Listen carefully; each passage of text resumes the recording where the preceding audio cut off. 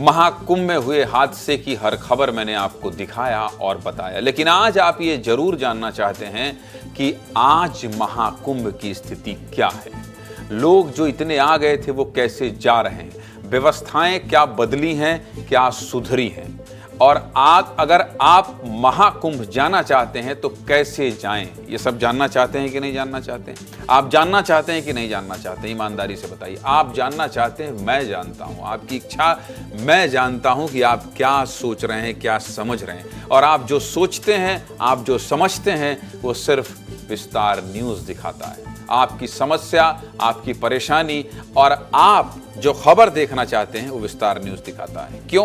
क्योंकि मैंने आपसे वादा किया है कि देश और मध्य प्रदेश और छत्तीसगढ़ की कोई खबर नहीं छूटेगी। कल हादसा हुआ, हादसे की खबर हमने सबसे बड़ी कवरेज आपको दिखाई, क्योंकि आपके रिश्तेदार, आपका परिवार कुंभ जा रहा है, जाने वाला है। इसलिए अब दिखा देते हैं कि आज क्या स्थिति है, बता दीजिए। हादसे के बाद कैसा है महाकुंभ का माहौल, यही जानना चाहते हैं ना आप? यही जानना चाहते हैं ना आप कि जो हादसा हो गया है उस हादसे के बाद महाकुंभ में क्या हालात हैं, कैसे पहुंचा जा सकता है, कहां जाम लगा है, क्या व्यवस्थाएं सुधरी है, किस तरह से सामान्य हो चला है वहां जीवन, यही जानना चाहते हैं ना? हादसे के बाद महाकुंभ की तस्वीर दिखा देता हूं। मौनी अमावस्या पर कुंभ में मची भगदड़ के बाद अब हालात लगभग सामान्य हो चुके हैं, लेकिन यह हादसा सरकार से लेकर प्रशासन तक को कई बड़े सबक दे गया है।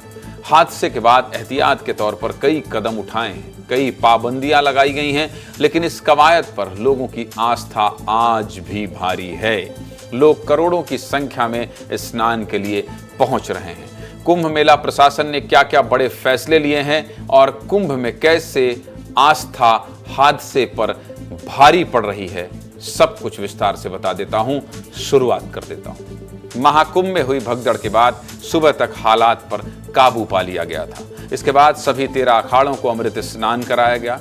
घटना के बाद से ही मेला प्रशासन व्यवस्थाओं को दुरुस्त करने में लग गया था। सिर्फ मेला प्रशासन ही नहीं, बल्कि उत्तर प्रदेश के सभी बड़े अधिकारियों ने व्यवस्थाओं को अपने हाथ में ले लिया था। बुधवार को दिन भर अखाड़ों ने अमृत स्नान किया और शाम होने तक करीब 7 करोड़ से ज्यादा श्रद्धालुओं ने कुंभ में डुबकी लगाई। शाम होने तक कितने?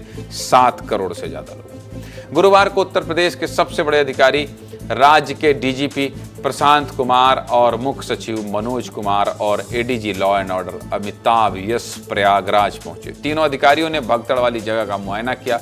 आज भी एक तस्वीर चर्चा में रही, जब तीनों बड़े अधिकारी मचान पर चढ़कर मेला क्षेत्र का जायजा लेते दिखाई दिए।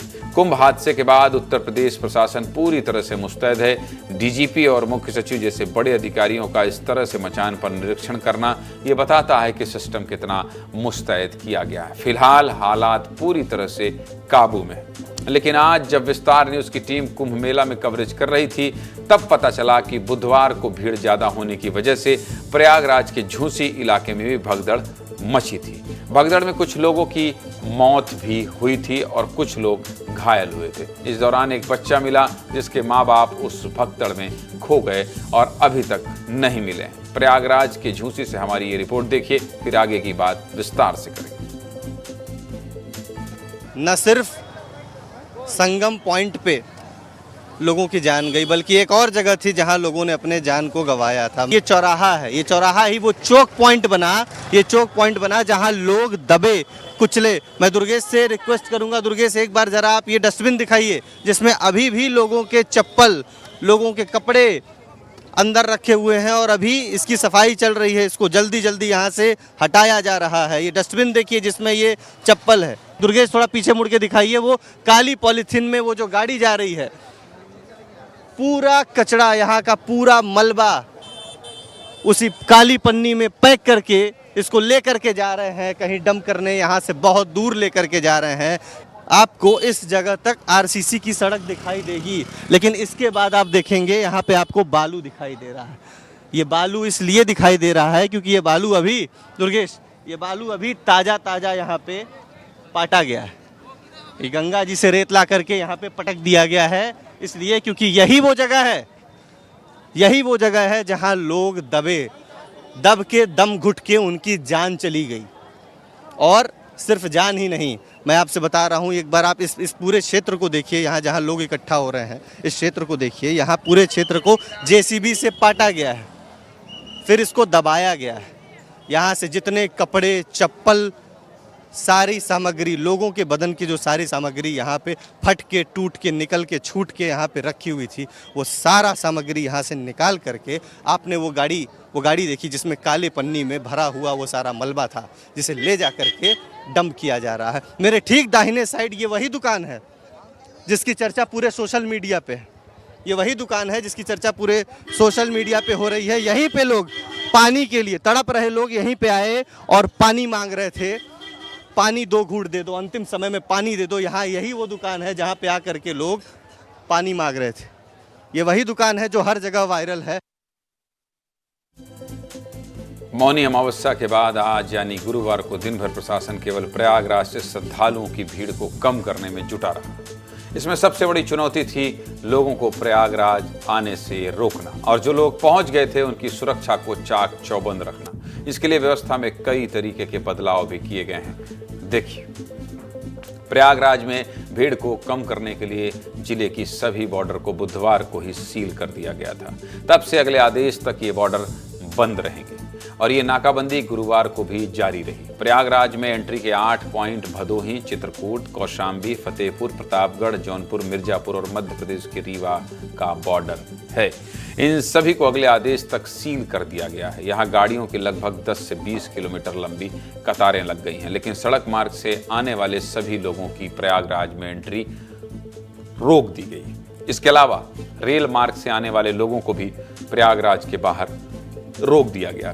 कुंभ मेले के लिए चलाई गई सभी स्पेशल ट्रेनों को जहां के तहां रोक दिया गया है। प्रयागराज से बाहर जाने के लिए रेलवे ने 360 स्पेशल ट्रेन भी चलाई है।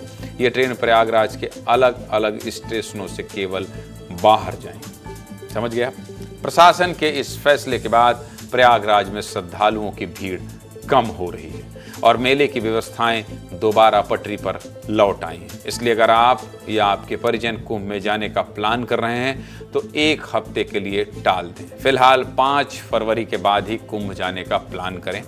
ये तो थी प्रशासन की बात, प्रशासन के ऑपरेशन की। लेकिन कुंभ मेले में मची भगदड़ के बाद पूरे मेला क्षेत्र के लिए 5 बड़े बदलाव किए गए हैं और ये सभी व्यवस्थाएं 4 फरवरी तक लागू होंगी। वो भी बता देता हूं, ध्यान से देख लीजिए। कुंभ मेले में जो सबसे बड़ा बदलाव किया गया है वो है मेला क्षेत्र को नो व्हीकल जोन घोषित करना। यानी कि अब पूरे मेला क्षेत्र में कोई भी वाहन नहीं जा सकेगा, सभी को पैदल ही चलना होगा।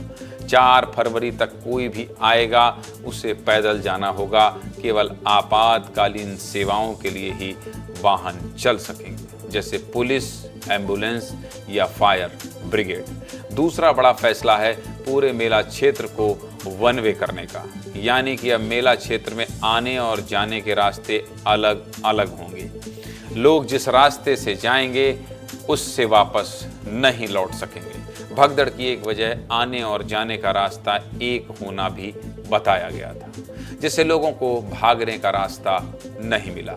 मेला प्रशासन ने तीसरा फैसला लिया है कि अब पूरे मेला क्षेत्र की निगरानी ड्रोन से की जाएगी। अभी तक केवल संगम के आसपास के क्षेत्र में ड्रोन से निगरानी हो रही थी। चौथा फैसला लिया गया है कि भीड़ को नियंत्रित करने के लिए और हालात की सही जानकारी लेने के लिए अधिकारी हेलीकॉप्टर से पूरे मेला क्षेत्र की निगरानी करेंगे। इसके अलावा 5वां और महत्वपूर्ण फैसला ये है कि मेला क्षेत्र के लिए जितने भी व्हीकल और वीआईपी पास बनाए गए हैं उन सभी को रद्द कर दिया गया है। यानी कोई वीआईपी नहीं होगा, कोई वीआईपी ट्रीटमेंट नहीं होगा, क्योंकि वीवीआईपी और वीआईपी ट्रीटमेंट को लेकर साधु, संत, नेता, आम जनता सब गुस्से में थे, सब रोष में थे। समझ गए आप? इसलिए अब आपको आज की कहानी पूरी बता दिया, आपको कल से लेके आज तक का पूरा अपडेट बता दिया। अब आपको प्रयागराज लेकर चलता हूं। प्रयागराज में जुड़ गए हैं मेरे 2 सहयोगी, 3 सहयोगी। देखिए आज 2 नहीं 3 जुड़ गए हैं। एक अनमोल तिवारी दिखाई दे रहे हैं और सूर्यांश और प्रत्यक्ष दिखाई दे रहे हैं। सूर्यांश और प्रत्यक्ष के आसपास मुझे कुछ हलचल दिखाई दे रही है, कुछ संत भी दिखाई दे रहे हैं। पहले आप लोग बता दीजिए कि आप लोगों ने आज क्या महसूस किया, कल हादसे के बाद से आज अभी तक में क्या बदलाव हुए हैं वो तो हमने बता दिया। आज किस तरह से स्थिति है ये बता दीजिए, फिर मैं अनमोल के पास आऊंगा। सूर्यांश। देखिए ज्ञानेंद्र जी, दुर्घटना हुई थी मौनी अमावस्या के दिन, लेकिन दुर्घटना के बाद का जो मैनेजमेंट था वो मैनेजमेंट बहुत ही कहा जा सकता है कि अच्छे तरीके से सरकार और प्रशासन ने किया। अभी की जो मौजूदा स्थिति है सब कुछ सामान्य धीरे धीरे होता जा रहा है। लोगों की भीड़ को काबू किया जा रहा है और जिस तरीके से एक्स्ट्रा फोर्सेस बुलाई गई, एक्स्ट्रा फोर्सेस के अलावा सील जो बंद किया गया यहाँ के बॉर्डर को, तो लोगों की जो भीड़ थी वो कुछ कम हुई है। और आज का जो मेन काम था वो ये था कि ज़्यादा से ज़्यादा भीड़ जो यहाँ पर रुकी हुई है, जो लोग स्नान कर लिए हैं उनको बाहर निकाला जाए ताकि यहाँ पे भगदड़ जैसी स्थिति दोबारा न बने और एक हिस्सों में बांटकर धीरे धीरे लोगों को स्नान कराया जाए। इसके लिए बाकायदा हर चौक चौराहे पर पुलिस की टीम, अर्धसैनिक बलों की टीम निगरानी कर रही थी, एक एक लोगों को सहायता प्रदान कर रही थी जिसको जो ज़रूरत थी। उसके अलावा हम अस्पतालों में भी गए जो यहाँ पे लगे हैं, अगर किसी को कोई परेशानी हो तो उनको भी वहाँ पे दवाइयाँ दी जा रही थी। और इस तरीके से हमने देखा कि जो स्थिति वो धीरे धीरे सामान्य होती जा रही है और लोगों का उत्साह और जो आस्था है उसमें कोई कमी नहीं आई। क्यों प्रत्याशाप भी थे, दिन भर देखे लोगों का जो आस्था था, जो जज्बा था वो लगातार बना रहा। देखिए दरअसल ज्ञानेंद्र जी, आज की अगर मौजूदा हालात के बारे में बात करें तो ऐसा लगा जैसे कुंभ को फिर से रीस्टार्ट कर दिया गया है। लोग संवेदना व्यक्त कर रहे थे, लेकिन साथ ही माँ गंगा से आशीर्वाद लेने के लिए एक नियमानुसार डिसिप्लिन्ड तरीके से वो आए, स्नान किया और आज जितने भी लोग रुके हुए थे वो बारी बारी से जाते हुए दिखाई दिए। मैं जिस पांटून पुल यानी पीपा पुल पे खड़ा हुआ हूँ, आप देख सकते हैं मेरे पीछे से लोग आ रहे हैं, जा रहे हैं। मैं दुर्गेश से कहूँगा दूर तक दिखाएं। और इस समय आप देखेंगे कि गंगा का प्रवाह भी बिल्कुल चलचल एकदम चल रहा है। यहाँ पे किसी भी प्रकार की कोई भीड़ नहीं है, लोग आ रहे हैं, जा रहे हैं और बड़े ही आसान तरीके से लोग दूसरे पार जा पा रहे हैं और भीड़ इकट्ठा होने की यहाँ पे कोई गुंजाइश ही नहीं लग रही है। ऐसा लग ही नहीं रहा है कि एक दिन पहले ये हादसा हुआ और आज पूरा संगम तट खाली सा दिख रहा है, ऊर्जावान दिख रहा है। ठीक है, जहाँ हादसा हुआ ठीक है, मैं समझ गया। आप उस पुल से आप ये तस्वीर दिखा रहे हैं, आप लोगों ने अच्छी तस्वीर दिखाने की कोशिश की। मैं अनमोल के पास जाता हूँ। अनमोल, तैयारी क्या है और अनमोल आज आपने क्या महसूस किया, क्या देखा वो बता दीजिए। हमारे दर्शक इंतजार कर रहे हैं, फिर मैं आगे बढ़ूंगा। अनमोल।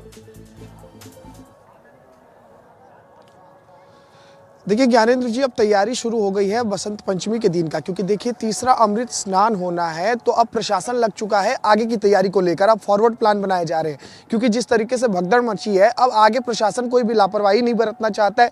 इसके लिए देखिए बाकायदा एक बड़ा रोड मैप तैयार हो रहा है। आज देखिए डीजीपी और सीएस जो है उनका दौरा था प्रयागराज में, तो डीजीपी ने साफ तौर पर कहा कि देखिए अब हमारा फोकस जो है अमृत स्नान जो वसंत पंचमी के दिन होने वाला है उसको लेकर के है। इसके साथ ही देखिए कवायद इसकी भी है कि प्रधानमंत्री मोदी आ सकते हैं, तो इसको लेकर भी प्रशासन देखिए अब मुस्तैद होता हुआ नजर आ रहा है ताकि इस तरीके की घटना आगे ना हो और भीड़ को नियंत्रण किया जा सके। सूर्यांश, प्रत्यक्ष और अनमोल, आप तीनों का शुक्रिया।